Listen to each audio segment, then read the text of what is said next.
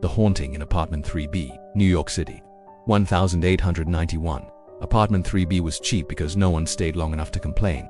Eleanor Whitmore moved in during early winter, a widow with shaking hands and a mind that refused to rest. The building was narrow, brick-blackened, its halls forever damp. The landlord told her the previous tenant had fallen ill. He did not say how. The first night, Eleanor heard footsteps above her ceiling. Slow, careful, pacing. There was no apartment above 3B. She told herself it was the pipes. Then the knocking began, 3 taps, always at 3:17 a.m., always from inside the walls. Days passed. The apartment smelled faintly of metal and old soap. Eleanor began finding scratches along the floorboards, thin and deliberate, as if something had been dragged back and forth for years. Sleep abandoned her.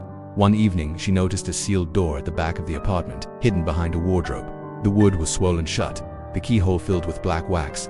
When she pressed her ear to it, she heard breathing, not gasping, waiting. Historical records would later show that in 1874, the apartment had been subdivided illegally. Immigrants were locked inside the inner rooms during a scarlet fever outbreak, sealed in to protect the building. None were released. The door was nailed shut. Food stopped coming, so did prayers. The knocking grew louder after Eleanor learned this. She began waking up with dirt under her fingernails and blood in her mouth. Her reflection no longer matched her movements. Sometimes it smiled before she did.